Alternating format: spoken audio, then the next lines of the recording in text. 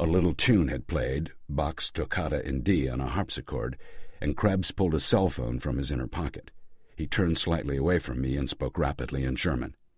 I finished my grappa, conscious of a strange feeling after this speech from Krebs, thinking about what Lottie had said about collectors falling in love with artists, and also about the doomed little girl that Frankenstein falls for, and also about Fay Wray and Kong.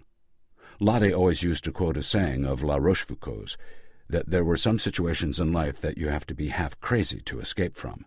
If that were really true, I thought then, I should be just fine. 2 days later, we moved to Madrid, occupying a couple of suites at the Villa Real. Our party was made up of the king, Krebs, the first murderer, Franco, the fool, me, and a new guy, the second murderer, Kellerman, who met us at the Madrid airport in the usual gangster Mercedes limo.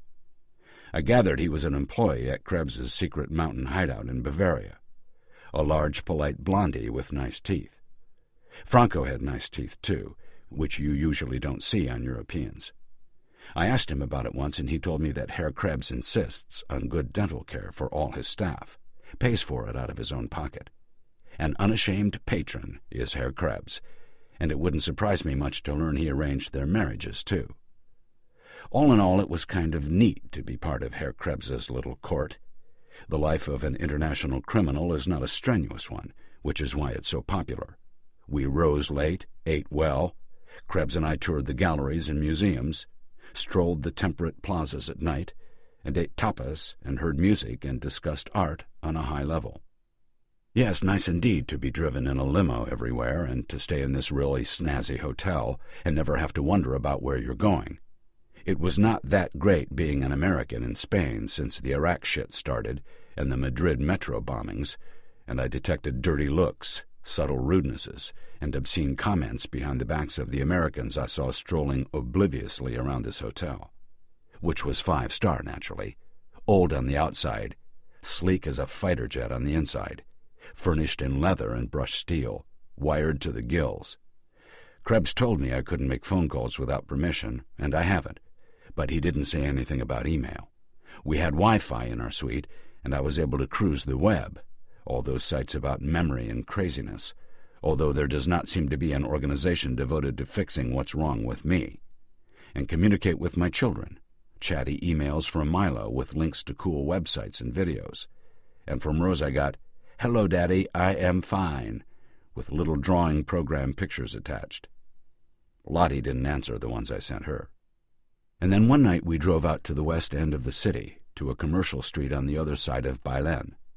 In a vacant loft, lit bright as day by big portable work lights, we found a couple of familiar faces, Baldassare and Salinas from the Palacio di Liria Museum. Salinas informed us that the tests of the paint samples had been perfect. The little scrape was chemically indistinguishable from similar ones taken from undoubted Velázquez paintings. He seemed sad when he said this. Maybe he was having second thoughts, or maybe it was his curatorial faith in technology receiving a deadly blow. Anyway, we were obviously on to the next phase. On a couple of big glass-top tables pushed together, I saw my Venus and another painting, just the same size, that looked a lot like The Miraculous Draft of Fishes by Jacopo Bassano, which hangs in the National Gallery in D.C. Both paintings had been taken off their stretchers and were laid flat on the tables. The Bassano weighted taut with small leather shot bags. I noticed that the fake Velázquez had been adhered in some way to a thick glass sheet somewhat larger than the painting. The air in the loft was close and smelled of old building, terps, and some chemical I couldn't identify. "What's going on, Werner?" I asked. "Well, you see, we have your wonderful painting, but as I've told you, however wonderful it is, it will not pass as genuine unless it has a flawless provenance. What do you think of the other painting?" "It looks like a Bassano," I said. "Yes, but which one? He had 4 sons, all painters, and the work from their hands is not nearly as valuable as the father's." "The story of my life," I said. "But this one looks a lot like the one in Washington. It's a nice painting. How do you tell the various Bassanos apart anyway?" "It's almost impossible without evidence from provenance.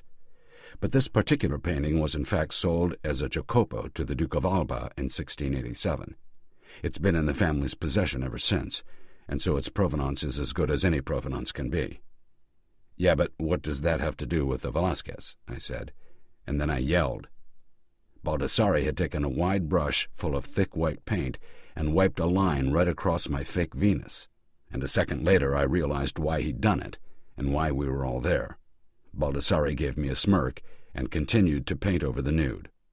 "You're going to lift the Bassano and adhere it on top of the Venus," I said, and the sweat popped out all over my face and scalp. Now at last, this was the thing itself, the patent act of fraud. No more horseshit about indistinguishable works of art and buyer beware and who are we hurting. And that's why we all had to be there. The same reason why a junior mafioso has to make his bones before he becomes a made guy. I had to get dirty. "Yes, we are," Krebs said. "Only it's not a Bassano at all." "It's not?" "No, it's the work of your most illustrious predecessor, Luca Giordano. Underneath the surface is his signature. The Duke was fooled, and this time Luca did not confess. The thing has been hanging as a Bassano for 300 years, until Salinas here had it cleaned and x-rayed as a matter of routine. He saw the signature of the faker and called me." "Why?" I asked. I was watching Baldassare obliterate my painting with what I presumed was the finest 17th century flake white. "Because of the provenance. Our curator here has just discovered that a painting worth perhaps €250,000 is now worth no more than 20,000. This happens in museums all the time. Sometimes they continue to hang the painting with a revised attribution, School of so-and-so, for example. Sometimes they sell it. Salinas decided that the painting should be sold. Now he conspires to commit a little fraud of his own, this naughty man, with the connivance of his superiors at the museum, of course. Suppose that he puts the painting on the market discreetly as a Jacopo Bassano.